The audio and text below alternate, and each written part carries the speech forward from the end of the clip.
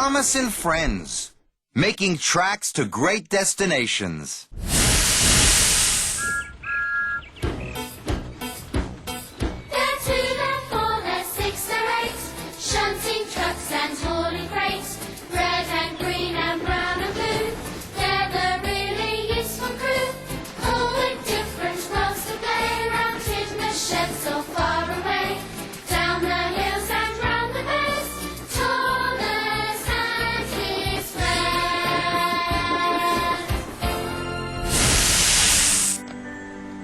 The island of Sodor is surrounded by beautiful blue sea.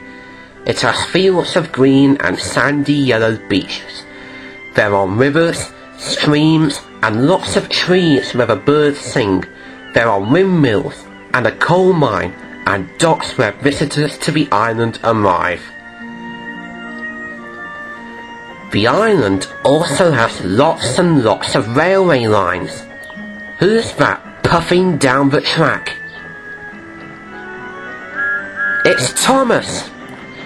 Hello, Thomas! Hello, everybody! Welcome to the island of Sodor! Sodor-National Championship. Thomas is a really useful tank engine. This is a story about what happened in summer 2008. It was summer on the island. The sun was shining and the birds were singing. And it was very hot too. It was a busy time for all the engines. They pull passengers and goods and collect holiday makers from the docks and show them all the splendid sights, while the others handle the goods work like the flying kipper that Henry sometimes take, but there are different jobs. James showed the holiday makers the mainline countryside. Stepney and Toby took them to the seaside and the windmill in special trains, and Thomas took them to the mountain village along the track by the cliffs. It is one of the holiday makers' favourite sights as well as the cliffs.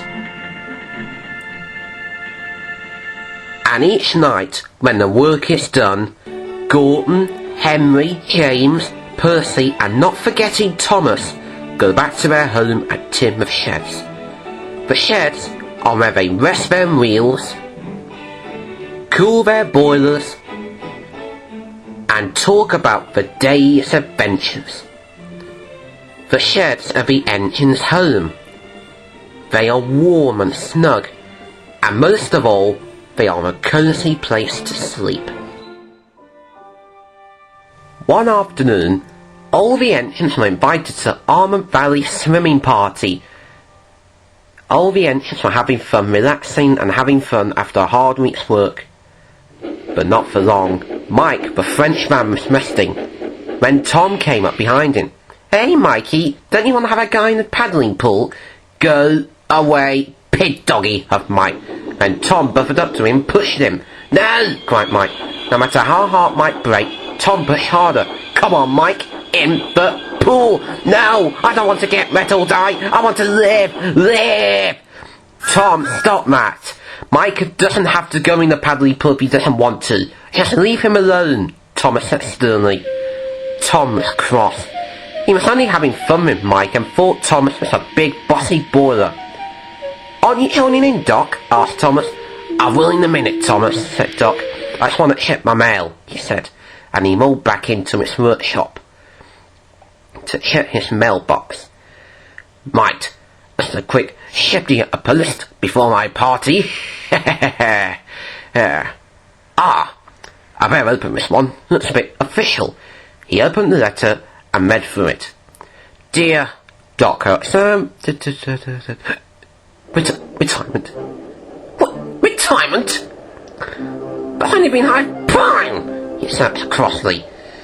He didn't tell the sad news to anyone until the end of the party later that evening. "Guys, I have something to tell you. I have earlier received a multiplication of my," then he said quietly in a hurt voice. "Retirement," he said. "I will step down from the crew chief of Lightning McQueen racing team almost immediately. My thanks to you all," he added. But Doc, you can't go now," sniffed Percy. "No, I'm not leaving the island, Percy," said Doc. "I'm going back to the workshop. You'll see a lot more of me inside my shed from now on," he said sadly, and turned sadly away. "Well, that's a bit of a shock, isn't it?" huffed Thomas.